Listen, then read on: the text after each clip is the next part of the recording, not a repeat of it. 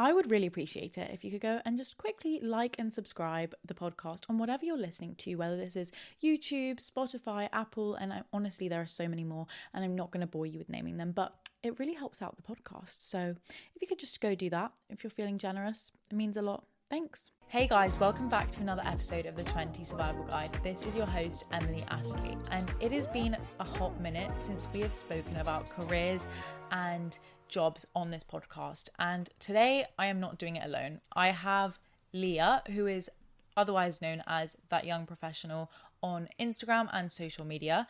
And I have followed her journey for a little while now, and I think she's great. And she is coming on to talk about everything that we really need to hear around salaries, around what we really think about a 9-to-5 lifestyle, a 9-to-5 career, AI, the job market, everything and more. So welcome to the podcast, Leah. Thank you for having me. I'm super excited. I'm so excited to have you. We're starting the episode with a corporate quick fire quiz because I just thought we needed to hear your thoughts. And there's so many things when it comes to the corporate world, like there's so many little cliques and there's so many little like inside jokes and things that I really find icky. But I've not actually briefed you on the questions. No. So you have no idea what I'm about to ask. But we're going to just go straight in. Okay. Don't think, just answer. Okay, and let me know, because I feel like you could have some good answers on this. So my first one is, what is one corporate buzzword that you hate? I cannot stand nice to meet you. Yes. I actually think it is the worst thing ever. I would just say nice to meet you, look forward to meeting you soon in person. There is just something that feels so unnatural about it. And even though it's true, you're meeting someone, I just really don't like it. No, I know. It does sit wrong. And I was saying, I have to admit, I have done this before. And I deserve to be ridiculed for it because it's gross. I won't be doing it again. But I just don't really like when someone says that to me. So it makes me feel a bit unnatural. It's very unnatural. One I really don't like is low-hanging fruit, okay? I just think it sounds, like we've said, very unnatural, but there's just something about it that is so unnecessary and almost embellished. Just talk about it in plain English, simple terms, and get to the point. That's all we need. Why does work have to be associated with fruit? Like, it's just a bit weird. I just don't really like the term. I feel like it does sound a bit... It's overly sophisticated when it doesn't really need to be. If someone is talking about going for the low-hanging fruit, they just need to focus on the most important or urgent tasks. Just say that. And it's a lot easier to just say that. But people love using these corporate lingo and jargon just because it makes you sound better. It makes you sound better, and it makes people who don't understand feel really confused. That's and true. Out of place, which is not great. The next one, work from home or working in the office? This is such a good question and something that I'm always asking people. For me, I'm definitely work from home because I do so many hobbies and things in my spare time that I need the time when I'm at home so I can just quickly go straight into something as soon as I've logged off. But I do think there is value to being in the office, and I am recognising that, which I think is why hybrid work can be quite nice. But I don't like these return to office mandates, 5 days in the office a week, because that's not recognising flexibility. And It's 2025, you need to be flexible. You're so right. I don't think it's fair, especially for mothers or people who are older who have like way more priorities when it comes to other people that they are looking after. I just think that sometimes when I put on a good outfit and I feel put together and I'm going into the office, sometimes I work better. I actually do. But if it's 5 days in the office, no negotiation, strictly there, like there are going to be days where I just will just really struggle to get up or really struggle to, be in the office and actually focus as much as if I'm at home. And I can just enjoy a morning maybe that is a little bit more relaxed, get more stuff done. I just think a balance is important these days. Like, as you said, we are in 2025. You should be able to be flexible. It doesn't mean that you're not going to get the best work out of your employees. Exactly. And the other thing is, especially now it's getting colder, a lot of people are off sick. If you're not feeling well, I know this has happened to me. I'm not feeling great, but I'm feeling well enough to work, but from home. I don't want to give everyone my germs or illness. True. But if you have to be in the office every day, you're likely to take a sick day. So the company is actually losing out on employee efficiency and productivity. That's such a good point.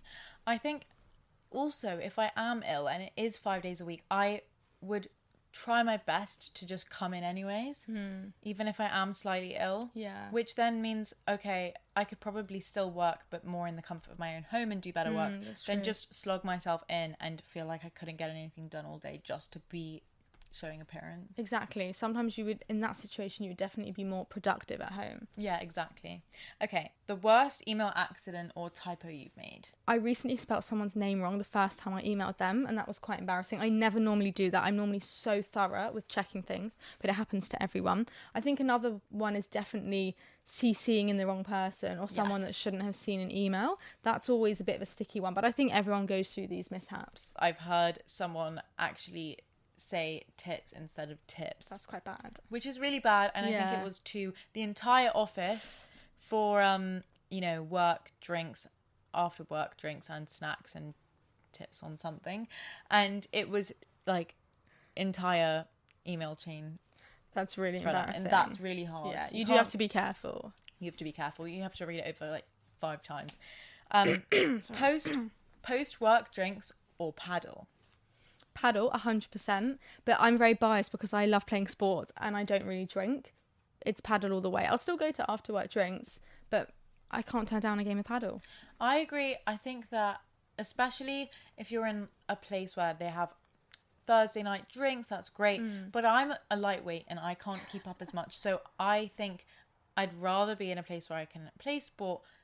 Sometimes I definitely want to be going for the drink, but I don't want to drink too much in a work environment and lose composure. You hear so many stories about people sharing way too much at work drinks because they've drunk too much. It's such an easy hole to slip into. So I just go play paddle, save myself the trouble. Absolutely. And no one is going to like tell you, oh, do you only have one drink or so. People are going to buy you drinks on the company card, like they're going to keep buying them, keep going on rounds. It's hard to say no, and you don't want to say stuff that you wish you go home the next day and you go into work and you're like, oh my gosh, someone knows this about me that I wish they don't. It's like a hangover, but 10 times worse. It's never happened to me because, as I said, I don't really drink, but I do know my fair share of people who it's happened to. Not ideal. Last one. What's the worst team building activity? I cannot stand the icebreakers you get when you have to give an interesting fact about yourself, but it's something like, what's your favourite chocolate bar? What's your favourite ice cream flavour? It's so boring and it almost makes you feel like you're back in primary school and it's not building the team whatsoever. No. It sounds hilarious that people actually do that. Still do that, I know. I mean, you get some really great activities. We did one recently at work.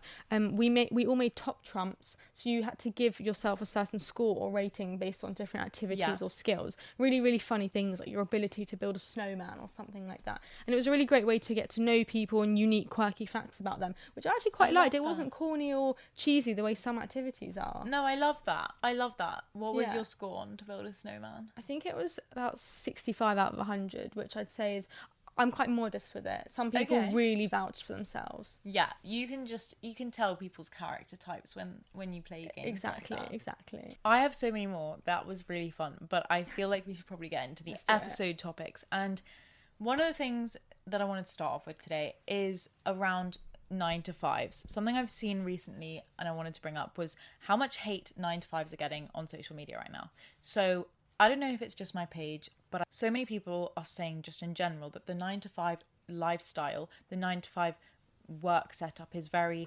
soul-sucking. Just you're selling your soul to the corporate world and, you have no freedom. It's not very attractive. You're not cool. You're not an entrepreneur who's able to work on their own time, which sounds really, really glossy. It's not always that glossy. But why do you think it gets so much hate? Do you think it's fair? I think it comes down to one main thing, and it's about how you define freedom.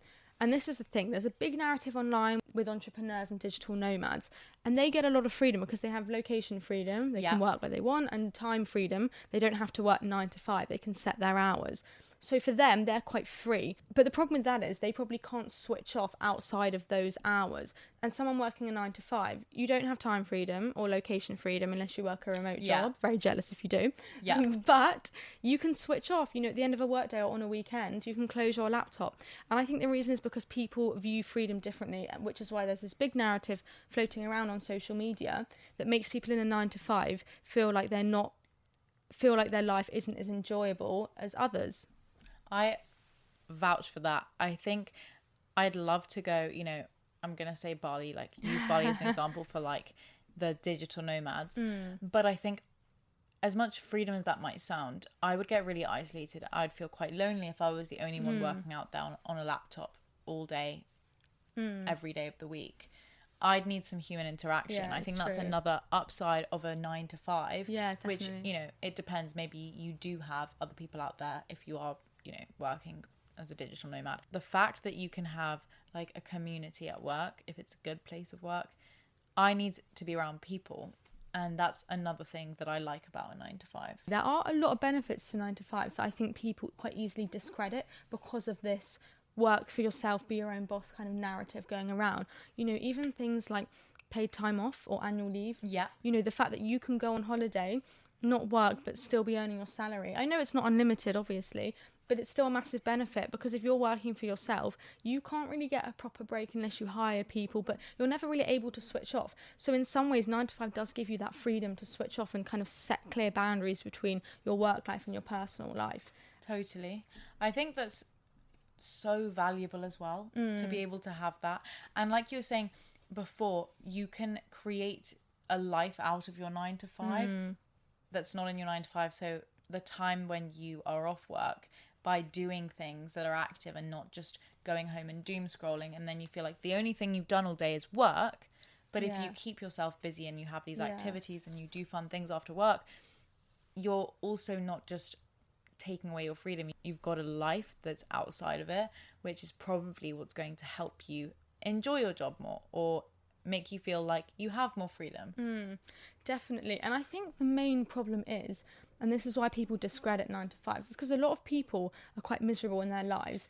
And so let's say you're working a job you don't particularly like, but you're not fueling your job outside of work. So there isn't really a lot in your life that you're enjoying. This is why I say it's so important to people that you build a life for yourself outside of work. You don't want your whole identity to be centered around your job. No, you're you know, so you've right. got to invest time, and you've got to invest time into your hobbies, your passion projects, whatever it is that you're doing. It's so important because it means that your job does not become your whole life. I couldn't say that better. I think like making sure that even if you are tired every single day because you have a really stressful job, to spend some time to put something in your calendar with a friend or have some activity after work, at least just one day a week, to keep you busy, to keep you stimulated and think about things that are fun other than just work. Agreed. And have downtime that's not just scrolling. I think another thing I see on social media is around people retiring by the time they're 30, like working 3 jobs. I've seen this girl and her Instagram account is literally, I work 3 jobs because I want to retire at 30. And she works in a call center and she works like in a marketing job and something else. But I was seeing this and I was thinking, this is incredibly ambitious. Wow.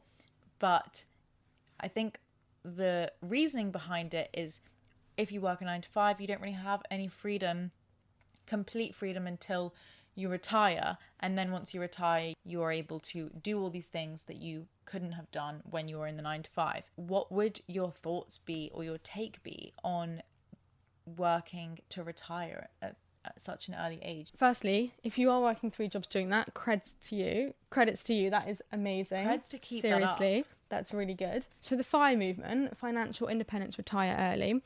Creds to you if you're doing that or you're working towards that, because I think it's amazing if you're able to achieve that. Yeah. But I think that what people initially thought is that when you retire, obviously you're not working, so you can start to enjoy your life, as if you can't do that whilst you're working. But actually, I don't think the two are mutually exclusive the way people think they are. And you can enjoy your life while you're working. Like we said before, it's about making sure that you're building a life for yourself outside of work and actually using your 9 to 5 to fuel and maybe fund those other projects and passions. And that's the way that you can enjoy your life rather than just looking forward to or waiting for a certain point in time. It's quite sad to think about it like that, because I want to be able to enjoy my 20s, enjoy my life, obviously work really hard for what I want in the future, but also not think about it as if this is all hell now and all work without any sort of downtime in order to just eventually one day just switch it all off. Like, I think that there's a lack of balance there, which I think is going to take a massive toll on you. otherwise you're amazing, you're a machine, and that you can work 3 jobs. But I think that like you can have that freedom. You don't have to retire at 30. Like you can have the freedom of that mixed into a 9 to 5 and have a good life. Agreed. And I think whichever one you choose is completely fine. It's individual preferences.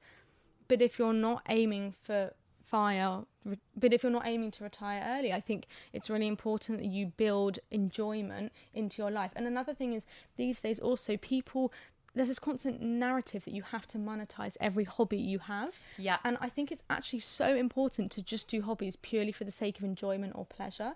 You know, just playing a game of tennis because you enjoy tennis, not because you want to become the next Rafael Nadal. No, literally, I so agree. You look at your life in this big picture, you've got all different areas of your life, and your job and the income that provides is one part of it, and that should be a tool to fund other things you enjoy, whether that's playing tennis or going travelling or eating at a new bakery this weekend.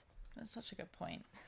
I think when it comes to funding all of these things that we love, it's a good point to talk about salaries. How do you ask for the right salary when you just start out in your career? It's hard to maybe feel confident to go to your manager and ask for what you deserve, or feel like you are able to be in that room. But it's also just hard to have the confidence to do that. It's hard to have the conversation. And I think for my listeners, it would be really useful to hear if you had any non-negotiables, like 3 things that just are absolute no's, or your just top 3 no's when it comes to negotiating for a salary. Like what not to do. Whether it's specific words or body language or phrasing it in a certain way. What are 3 definitely don't do's when it comes to negotiating your salary, you would say? Well, don't go barge the door down first thing. I'm joking. Literally. Okay, so 3 things.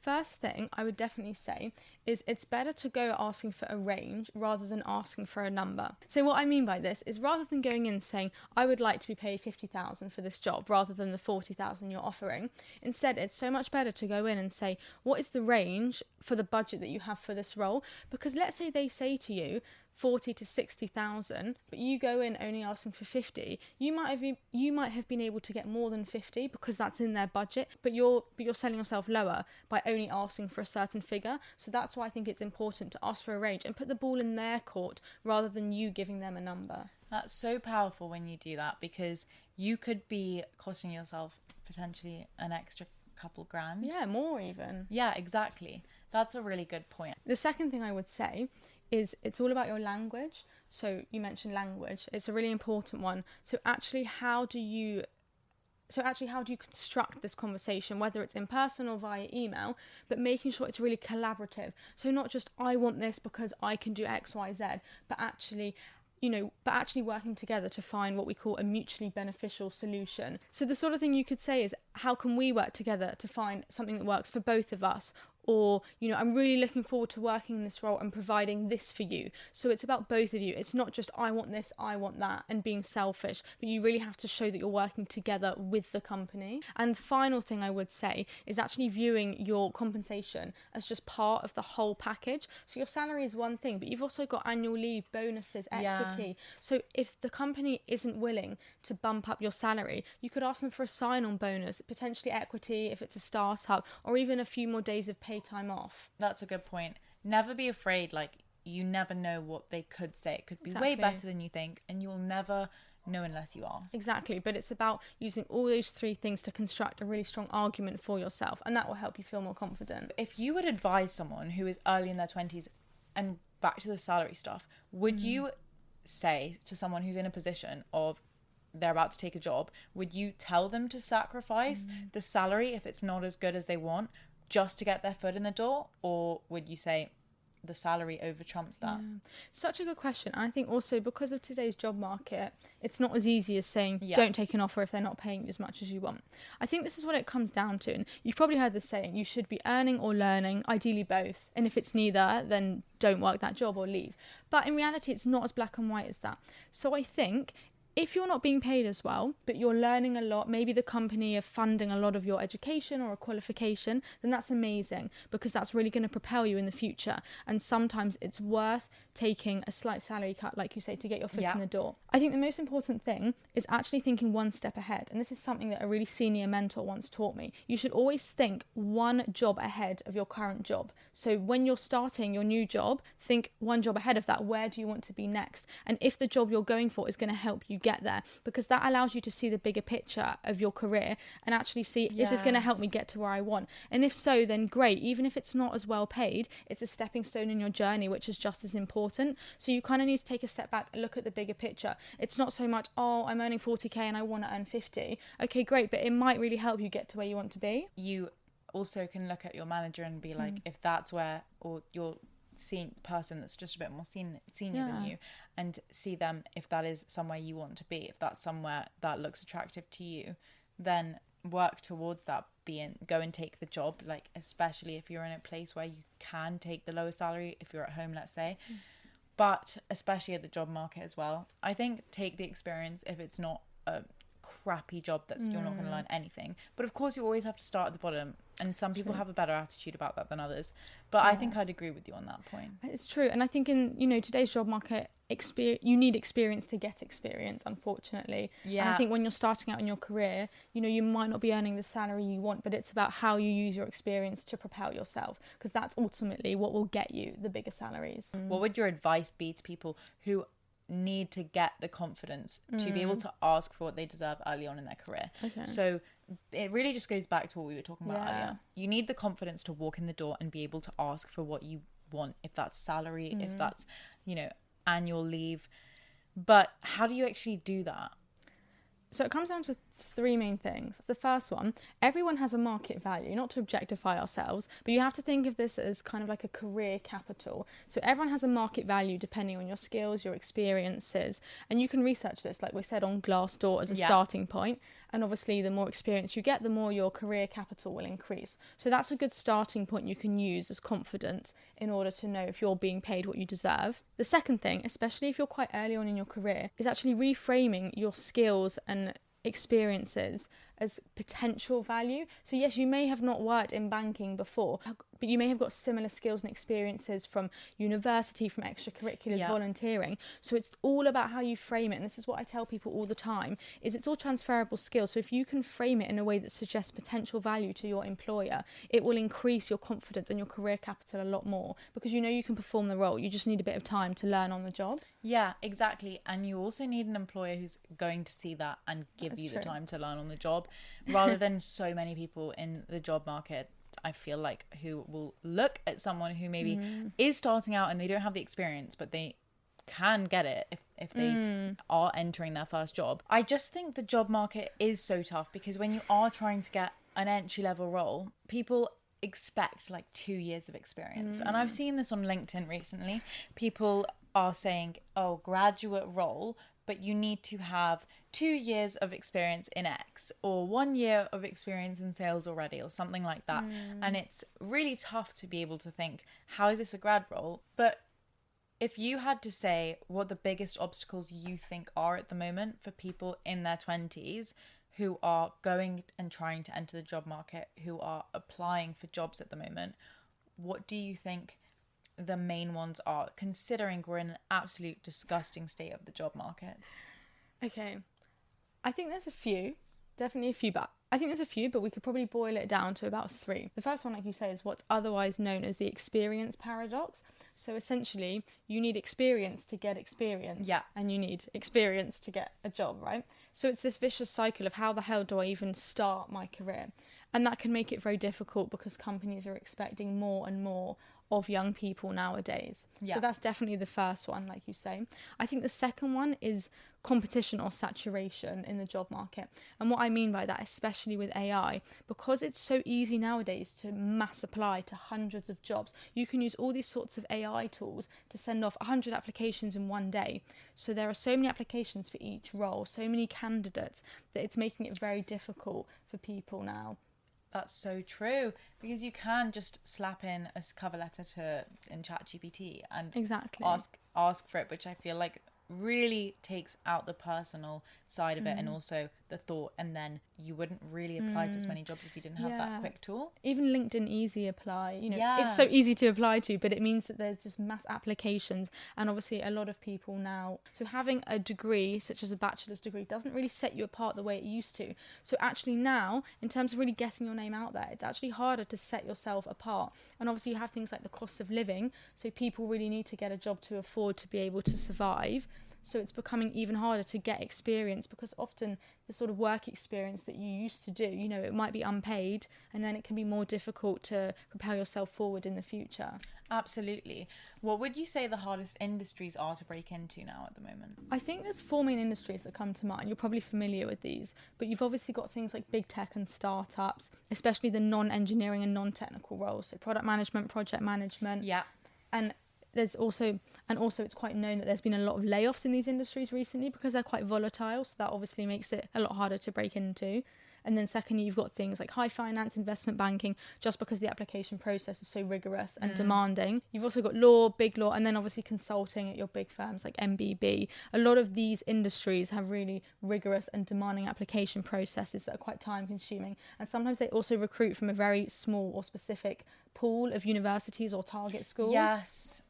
That's something you might have seen quite a lot. So I think it can be quite hard to break into these industries if you haven't got an internship or work experience there. So hard to not feel like you're the problem when a lot of the time you just are not differentiated enough from, like, yes, you could do that more maybe, but your bachelor's degree, you've worked hard for that, you've worked hard to and you've sort of been told maybe that you're going to just have a like easy cruise to get a job straight after you finish your degree. And now, I just don't think people predicted how difficult it could be. It's so true. It's becoming so difficult. So I think if you are struggling, if you are in a position where you're in a career change or you're struggling to get a job that you feel like fits the one that you want for your future, just don't be too hard on yourself to the point where you self-scrutinize and lose confidence, because it is just a numbers game and it's going to be so much rejection. And another thing, if you were to get a really toxic manager or a toxic boss, or you started really hating your job, let's say things changed or senior leadership changed, you don't want to feel stuck. It was funny what you said earlier around AI and how it's really increased the amount of people who are applying for jobs in general. And like, I can imagine that it's the HR person who's looking through these and who has probably like a list of things that they are going to weed out. But another controversial topic that I hear a lot now is people, also I've seen this on tube adverts, and there are these adverts that are saying is AI going to steal your job? And it's like, these are the jobs that are going to get stolen, or these are the jobs that you'll be safe in. And I think it's creating this like fear-mongering thing when you're starting out in your career, like am I going to be in a job that is going to be taken over in the next 20 years by AI? Am I going to be made redundant, and is AI going to take over? Do you actually think AI is going to take over jobs, or are we just overreacting? This is a great question. I need to know. We need to know. I think it comes down to a few things. So firstly, you cannot replace human interaction or human emotion, okay? And some jobs, these skills are essential. So things like therapists, counsellors, nurses, teachers. You cannot replace those jobs because you have to have human interaction and emotion. I'm not saying they're safe 100%, but it's definitely something that is more protected. Whereas a job that is more administrative or perhaps routine, things like data analysis, they're obviously a bit more vulnerable to AI. But it doesn't mean they'll be replaced, because I think the thing people need to realise is that it's not that AI is going to replace your job, but that AI will transform your job. Yeah. And you have to learn how to use AI to complement your job. So AI might take over the easy, sort of automated or mundane parts of your job, like lots of data analysis or typing up notes, briefings, that sort of thing. But there are other areas of your job that then you can focus on more, because you'll be spending less time on those tasks. That's a good thing. We don't really want to be doing those mundane things that you will have to be doing in your entry level roles, when AI is going to help rather than hinder. The best companies promote using AI in work. Yeah. I think it's like, how can you make your day-to-day tasks more efficient? Yeah. And how can you take time back? And I don't think it's something to be afraid of. I think in the grand scheme of things, I'd say no, it's not taking over your jobs. But essentially, I wouldn't overthink that AI is taking over our jobs. We have been yapping for ages, and I actually loved talking to you. I think I've learned so much just in this session, and I hope you guys have too. But we're going to finish up, and we always know that at the end of the podcast, it's tradition that we ask the final question, which is, what's one piece of advice that you could give to my listeners that you feel like is the best piece of advice you've received in your 20s, or just a piece of advice at the moment that you're really liking? I think the most important skill you can learn, especially in your 20s, it's not learning how to code, how to be a software engineer, or anything like that.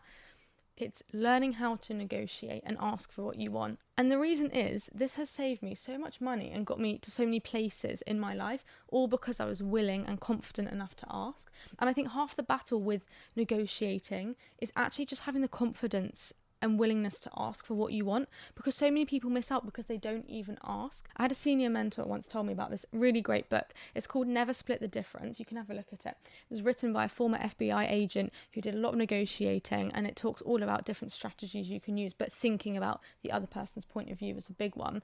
But actually, you can negotiate so many things in your life. I'm not just talking about salaries, even your bills, gas, electricity, if you're asking for a service from someone, holiday packages, anything. It's all about having the courage to ask, and I think it can get you so far, often a lot more than what you expect. And I think it's something that we can all use in so many different parts of our life, just having the confidence to ask. I love that, and also congrats to you for being able to ask for those things. And it's so good that it's got you far. Yeah. And I think that's a testament to our listeners to just have reassurance that you can do it. You can have the confidence. If you can get to the places you want to, if you are skilled and sort of savvy about it. Yeah, definitely. I think that's a nice way to wrap it up. It was such a pleasure to have you on, Leah, and I'm going to link your socials in the episode description if you guys want to see more of her content, which you absolutely will, because I've already learned so much and I've loved watching your content and seeing you grow. So that's all we have for today, guys. We have to have dinner at this point because it's quite late, guys. We've actually filmed really late. I'm the clocks hungry. Have gone, I'm really hungry. The clocks have gone back. Yeah, they have gone back. And it's just, it's getting dark. So we're wrapping the episode up. I hope you guys have a great rest of your Wednesday, and I shall see you next week. Bye. Bye.